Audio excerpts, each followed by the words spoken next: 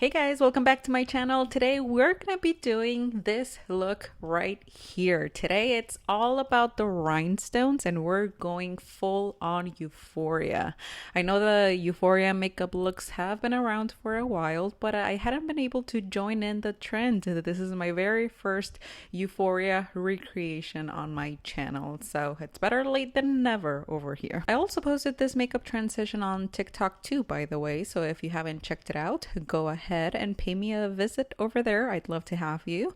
I love how it turned out. I felt super pretty in this look. And the look was inspired by the character Maddy. Mine turned out a little bit different than hers. I did go pretty freestyle with the rhinestones, but in this video I'm going to show you my process and how I created this look. So if you want to check that out, then please stay on and keep on watching.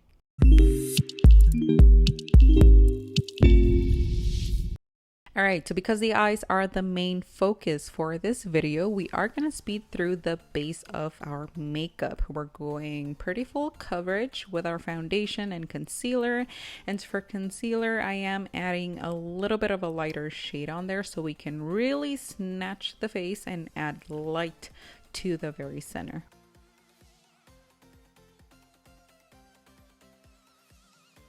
Then we did our cream contour to really bronze up the skin. Blush it up. And I actually wish I had just done a more coral blush for this one. This one did end up being too pink for my liking, but it was fine in the end. We're going to use a puffer powder, then added more blush on top.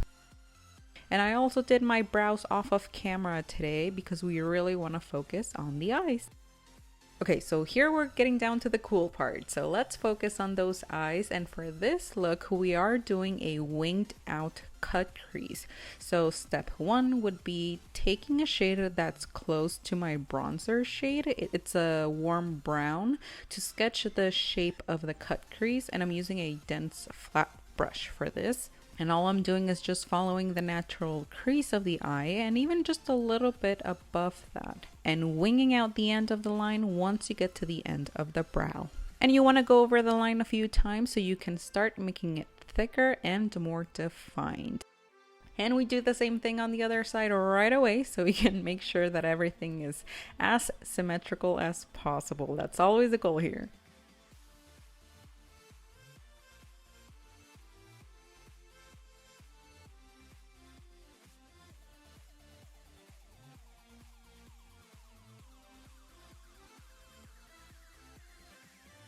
Up next, I'm actually going to take a dark brown and go over this same line for basically the same purpose, to really darken it and make it thicker.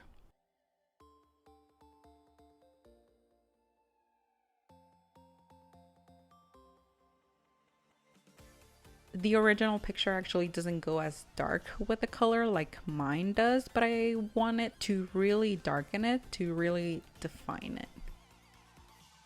And once you do that on both sides, you're going to switch to a thicker brush and start buffing out that color going upwards and taking your time to really have a nice blend. And you do want to get pretty close to the brow with your color, so if you need to go back to the first brown shade, you can. That way you can buff out more color.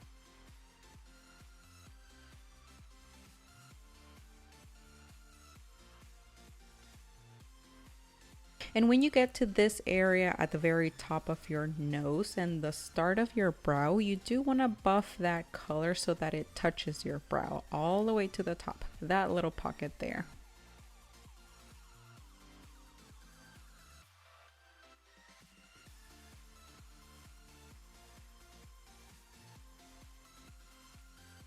And you do the same thing on the other side.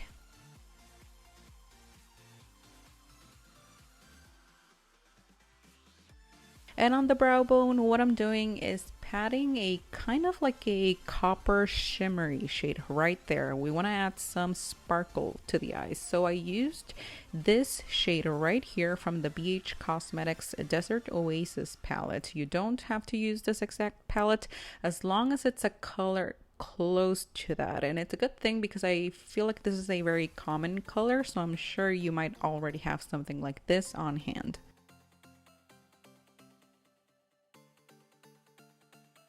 And after that, the top part of our crease is pretty much done. So now we're gonna cut the crease with our concealer and a flat brush.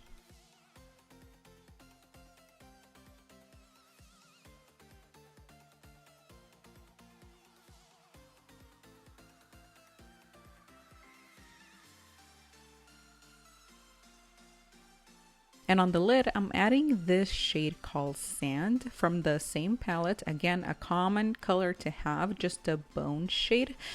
And even you can use a powder foundation if you have that on hand.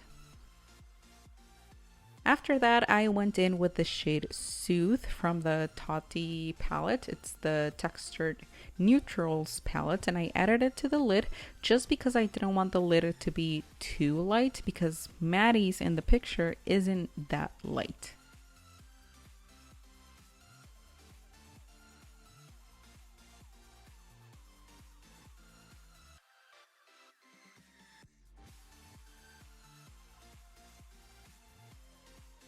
And I did add a little bit of the copper shimmery shade to my lid too. And if you have to go back and kind of like retouch that crease, you can do that here.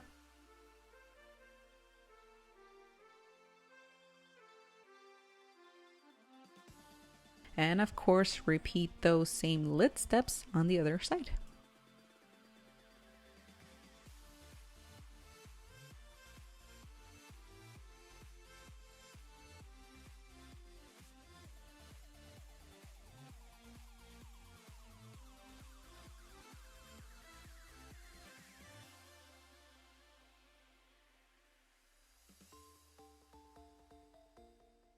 Okay, now we're gonna take that same first brown shade all over the lower lash line. It could be your bronzer for this. For me, I used the shade Canyon from the BH palette. And you do wing out the shade at the very end.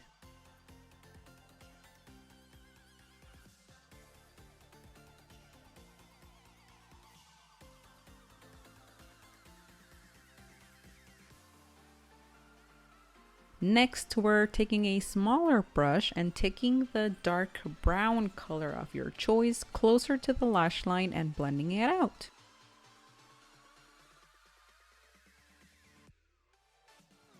Up next, I'm working on my waterline and I'm using the Makeup Forever Artist Color Pencil in the shade Wherever Walnut for this.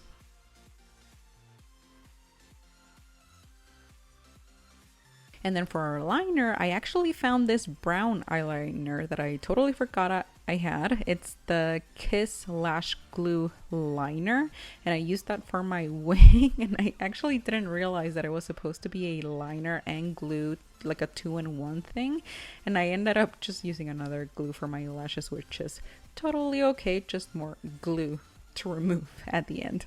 But the color of it worked perfect for this. And after that, we're going to be doing some mascara and applying my ARDELL Wispies. So from there, the eyeshadow part is done, but before we start with the rhinestone process, we're going to move on to the lips just so that they're done. I'm going to start with a nude lip liner. I'm using the Dragon Beauty lip liner. Not sure what shade it is, but it's a darker nude, similar to the one that Maddy's using in the picture. And then for the lipstick, I'm using the KKW Beauty Nude Lip 3, and I wanted shiny lips, so I added the Flawless Forget the Filler Lip Plumping Gloss on top of all of that.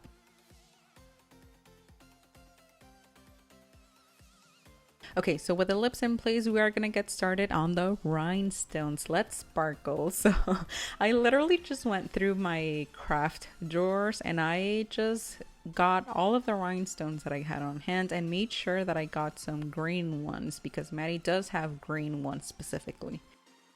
And I also bought this little picking tool from Amazon, which made it super easy to pick up the rhinestones and apply them to my face. In the past, I've tried on my fingers.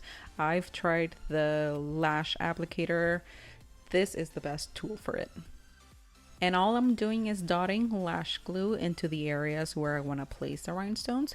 Pick up a stone with my tool and apply them one by one, and I place them following some of the lines in my eye, using the picture for reference, on top of the brow, up the temples, and so on.